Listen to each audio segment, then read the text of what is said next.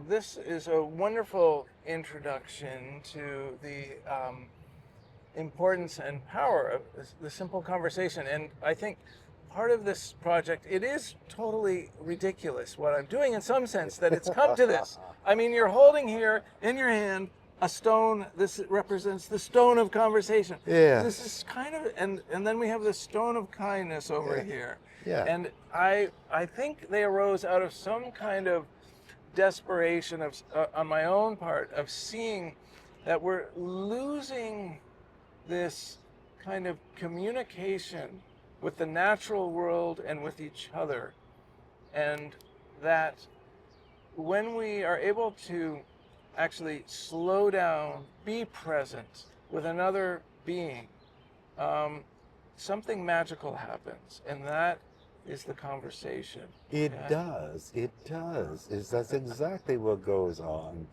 So we have the great Walter Borden here with the stone of conversation, and I just had a flash of there is something very unique about theater and different from film, that it communicates. It is a living in the moment, fully embodied communication, conversation with the actor and the audience that I think is essential to society. It is an essential art form, and it is different than a TikTok video. It is different than a film. And it is so different. It is so different. Right down to speaking to somebody on a stage in life. It is raw and real. It is not going through any electronic thing. It is what you see is what you get. What you hear is what you hear. It is, you start breathing in tandem. You watch when you sometimes get into the conversation with somebody and they start to bend toward you. They are moving closer and closer to hooking onto your wavelength, and now you're breathing together. This can happen on a stage. You hear the audience breathe, and you breathe with the audience. You hear when they stop breathing because you have said something. You hear it. And then you bring them back in. It's that. And that is what happens without even thinking about it in natural life. When people are actually looking at each other, talking to each other. There is nothing more powerful than talking to somebody and looking them straight in the eye, because the eye cannot lie. Cannot. Well, that can only take place when individuals are in proximity with each other. Because they're not only using the words, they're not only using gesture, they're not only looking into the eye, they are literally feeling the power that is coming from the individual. They feel the heat, they feel everything that the person is feeling. And we used to get that sitting in the kitchen in the evening, listening to the old folk and the elderly, particularly in winter, when they would get into the stories of the old times, maybe all the ghost stories and whatever, and you're sitting there, and it's, you're reliving it with them. You know, you're seeing the looks on their faces. If they get really excited about something, suddenly the spit will hit you right into the face, and it's visceral, and you can't get that visceral feeling in any other way than in conversation.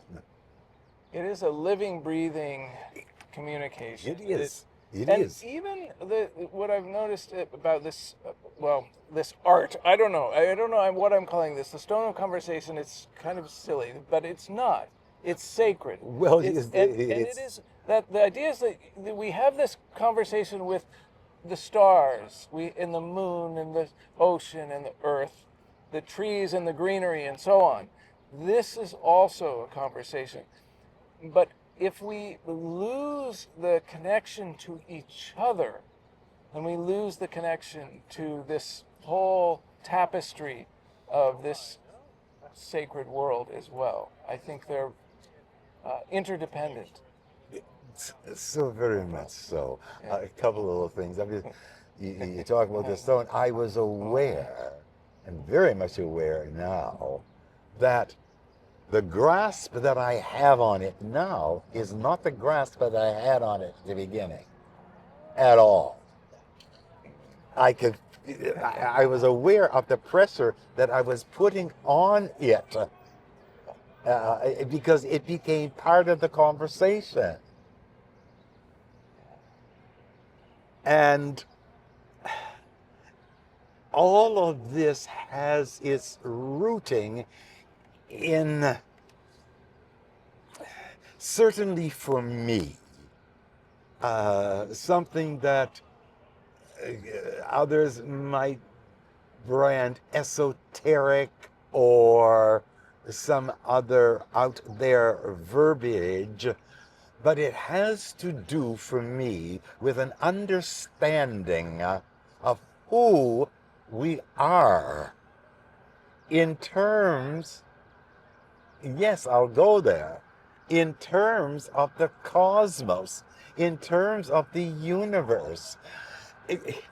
If I know that what I am composed of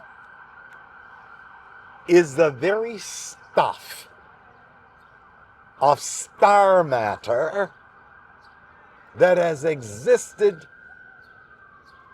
for eons from some place unimaginably far from where I am, or you are, or they are, yet each one is of exactly the same matter. It is the same stardust. So we're having a literal conversation with, on a cosmic level. Absolutely, you're right. And But we forget that. yes, and it is not a science fiction thing. It is reality. It is reality. This rock that I am holding is what I am. And I am what it is what I am. No different than that car over there. Anybody walking by, this bench that we're sitting on, the contraption that you're holding in your hand. It is all the same, molded into a particular way for a particular use. And so therefore, if that exists, the ability to convey some kind of knowledge about that comes through this exercise that we're going through called conversation. how does this rock and its beginning, which is my beginning, eventually present itself in a way that it can be analyzed, heard, analyzed, used to convey something else through conversation. So that stardust has in some way maneuvered, changed its way into a facility called speaking that allows me to know that and say that it is me and I am it, and it is you and you are it. This is what I'm trying to get at about what conversation truly means.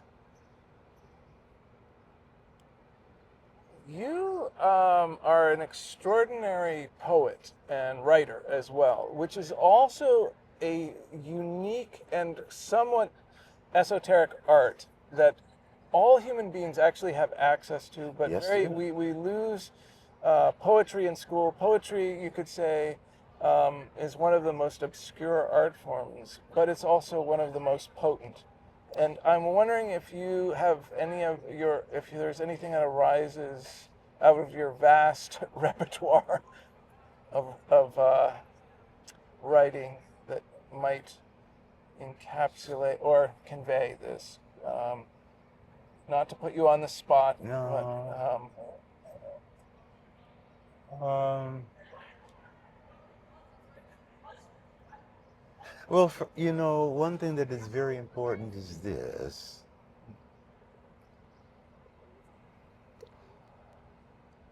We speak, we use words. No matter what language is spoken, there are words.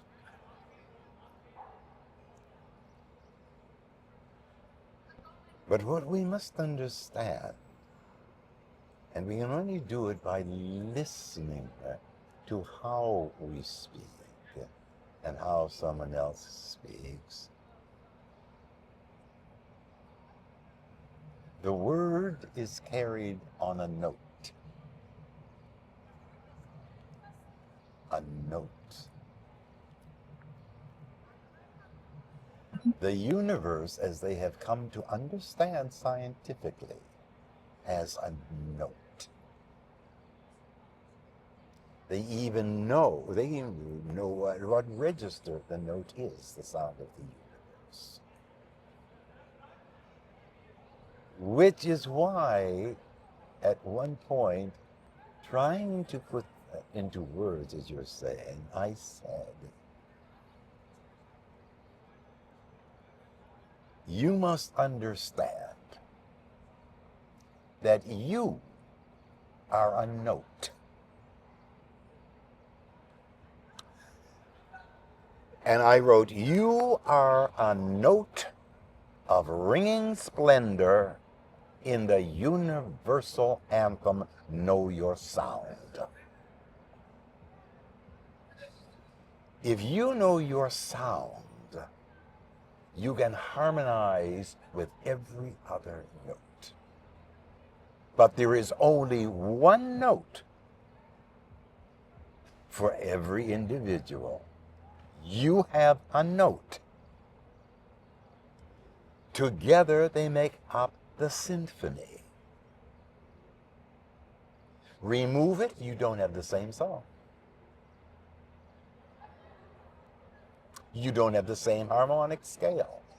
You don't have the same harmony. That is why it is so important that you learn how to use your note.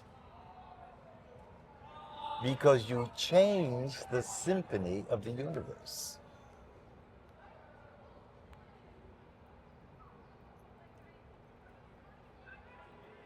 This is how I see it. beautifully put. And I think your note is ringing throughout the universe very perpetually. And And this is what everybody must understand. that their note is doing exactly the same thing.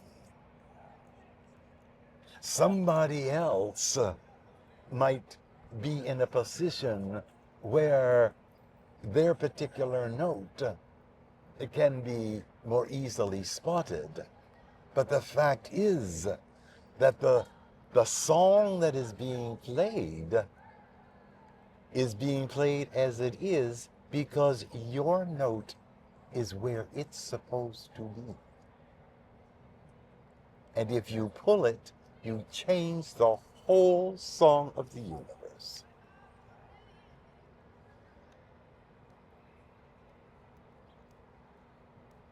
So your note is as important as my note. And I think sometimes it's hard, particularly for young people, to find that resonance Mm-hmm. because the heart is bifurcated from itself through a myriad of, well, right now, a lot of glowing screens, which we're using one right now, but this glowing screen could be used as a conveyance or something meaningful, of course, or entertaining, Totally. humorous, all of that. But there is something, so if you have something to offer, particularly young people in this age where they're losing the art of conversation, to how to find that resonance, how to find that note. But they are losing it because their teachers are not doing their job.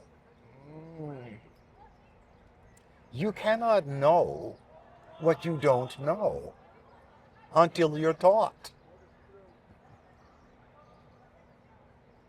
They can't know about the value of their note. They can't know about the symphony of sound unless they're taught. And people have the strange belief that the one who has to learn can only begin to learn at a specific time. No. You start teaching them the moment they draw their first breath. Here, here, yes. That's when you start teaching. It's generational conversations as well. Totally. Yeah. Because they have done what they are supposed to do. They're here. They know instinctively that if they do not take their first breath, no one can take it for them. They must do it. They go through whatever means necessary. From that moment, the teacher starts teaching. Because just as inevitable as the necessity for them to take the first breath, only they will expel the last. So the reality is, as I tell young people, if you do the two things that only you can do, breathe yourself in and breathe yourself out, everything in between is gravy.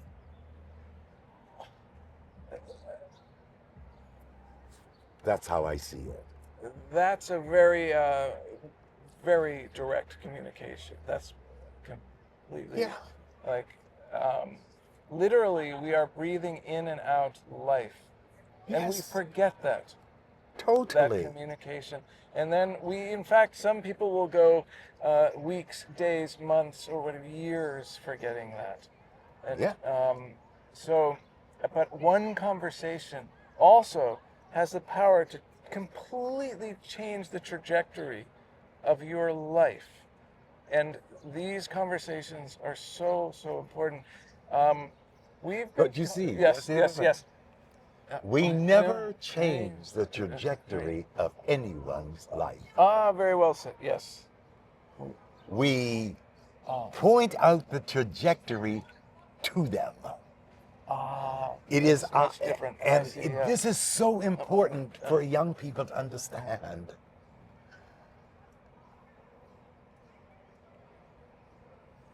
You have a trajectory. It begins with you.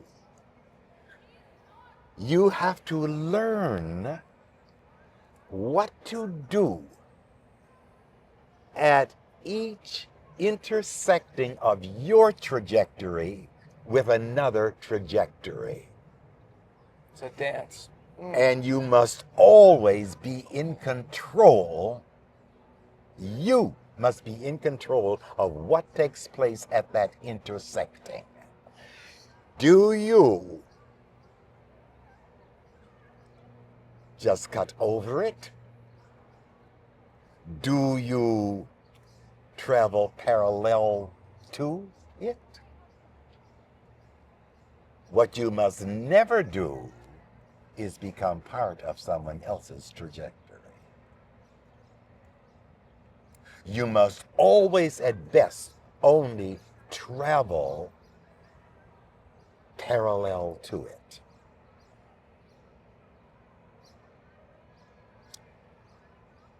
There are so many things that we hear taught and whatever, and indeed become part of what we call our way, because we're born into a certain segment of society. No matter, and see, this is where true parenting really comes in. You are not mine, you're yours. You're yours with your trajectory. That reminds me of that Sweet Honey in the Rock song. I can't remember exactly. They are not your children. They are the sons and the daughters of tomorrow. They are not. Yes. Is that how? It's so. Yes. It's just one of the most. I got to hear them sing that one time live. Yes, I know them well. You do. Oh. It's just, and I know that is so difficult for some people, because, I mean, when people are off the mind of like, I have to have a child, and you have to give me a grandchild. What are you talking about? An object? Unless you're prepared at the same time to give that child total autonomy with guidance.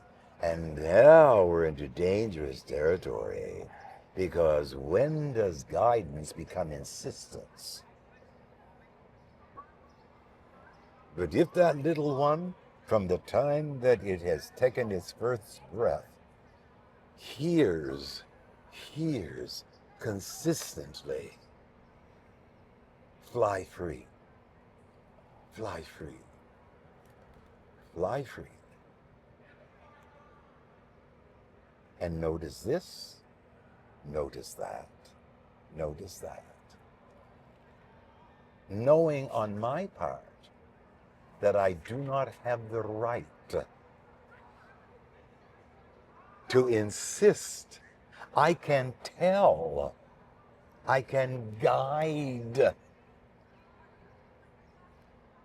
And then they say, well, they really messed up. Yeah, because the trajectory said they're supposed to. Now, I say and I said this very recently to young people, and they were talking about this. I said, but what did you learn? If you understand that the universe has one thing in mind only, and that is balance, that whatever I know, its opposite is just as real, just as powerful, just as necessary. I cannot know and accept what I do unless I know its opposite, and know at the same time that I am fully capable, given the right time, the right moment, the right ingredient, I will do the opposite of what I'm doing. Balance. Balance. Oh, yes. Balance. The tightrope. A coin does not have one side. Oh. That which I call evil or bad here is called good on the opposite side. I carry both at the same time. I choose to do this because I understand what it does to my soul, what my choice does. The fact that one makes this big mistake, somebody say, well, they're on that path. Everything that they have done, this horrible creature. And I have to say, yes. And their trajectory will lead them directly to where their choices have carried them. You have no say in it. That's going to happen. But know at the same time that you possess exactly the same things as that person does, and can do and will do exactly the same thing if you are propelled in that direction by choice.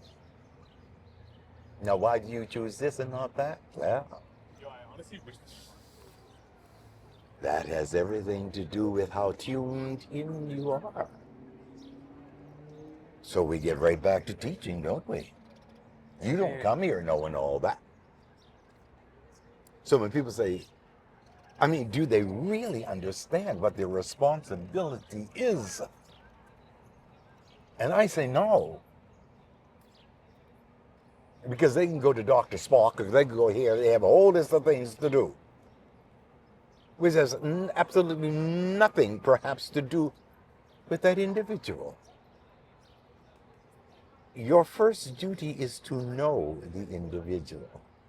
Whereas so much now is the first thing that they do is not to know the individual, but superimpose oneself on the individual. And they call that all those nice words. They have never seen an individual. How can a little thing like that be an individual? How can it not?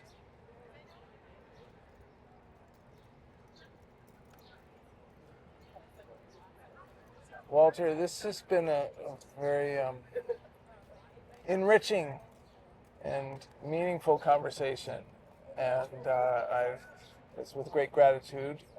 And I just the winds of time and space have allowed us somehow to be here on this park bench and have this conversation, yes. And I'm so thankful for that. Are there any other parting words that you would have?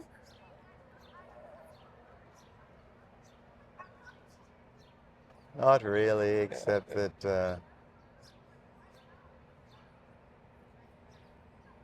I like people to say what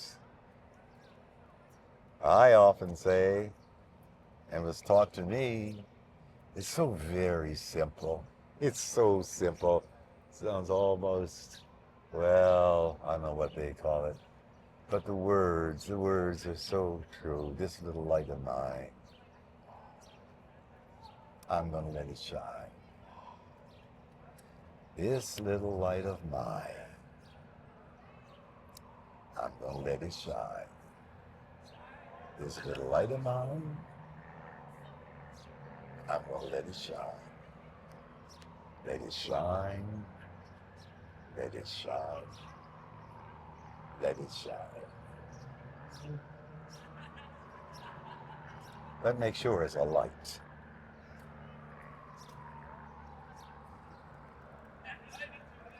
not to be cheeky or anything, but really to tell the absolute truth. I decided to write about it, and I wrote about it, and I put it in my one-man show, a part of my philosophy. Who am I? I am nature's love child, a witness and a messenger, and freedom is my father. I've been called by many names, and I am called by many still, but restless is the name they gave me, and I am fashioned from the wind. Born on some forgotten Friday, that's Friday with a Y, not Friday with an I, at 1/2 discontent, when Mama sat down on life's sidewalk, spread her legs and pushed one ain't no problem time, and spewed me there, where maybe you will child Boulevard cuts across maybe you won't child Avenue, and indifference sauntered by to serve as midwife, to wrap me in my soul and say, you are nature's love child, a witness and a messenger, and freedom is your father. You'll be called by many names. I am called by many still, but restless is the name they gave me, and I am fashioned from the wind. That's me.